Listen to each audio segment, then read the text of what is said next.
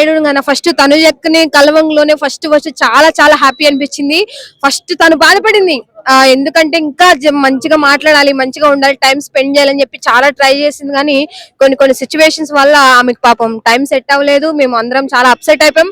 కానీ మా కోసం మళ్ళీ ప్రెస్ మీట్ పెడతదంట కంపల్సరీ. ఫ్యాన్స్ పరంగా ఆమెకి ఇంత మంది ఫ్యాన్స్, అసలు ఆ ఫోటోలు ఏంటి, చీర కూడా తీసుకొచ్చింది. ఒక మంచి అభిమాని తనుజక్క కోసం, ఒక మంచి అంటే పద్ధతి అన్నట్టు మంచిగా ఒక చీర తీసుకొచ్చి మంచిగా చాలా చాలా బాగుంది. కానీ ఆమె మళ్ళీ చాలా బాధపడింది, ఎందుకంటే మీరు నా కోసం కొట్టుకోవద్దు, నెట్టుకోవద్దు, ఎంతో మంది జాబులు మానేసి వచ్చారు, దూరం నుంచి వచ్చారని చెప్పి ఆమె చాలా బాధపడింది. కంపల్సరీ ఎవరైనా సరే బాధపడకండి, కంపల్సరీ మన కోసం మళ్ళీ తనుజ ప్రెస్ మీట్ పెడుతుంది. జై తనుజ, జై బిగ్ బాస్. నా దృష్టిలో బిగ్ బాస్ విన్నర్ ఒకటే అన్న, బిగ్ బాస్ విన్నర్ తనుజక్కని గట్టిగా సార్ నేను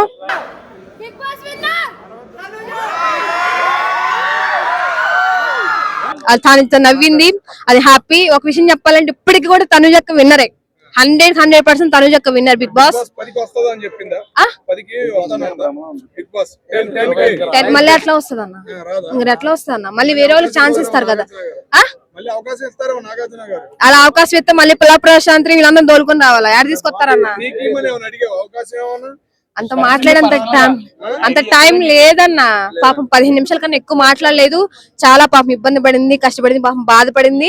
కంపల్సరీ మళ్ళీ ప్రెస్ మీట్ ఉంటుంది, మళ్ళీ గంటల తరబడి అక్కతో మాట్లాడతాం.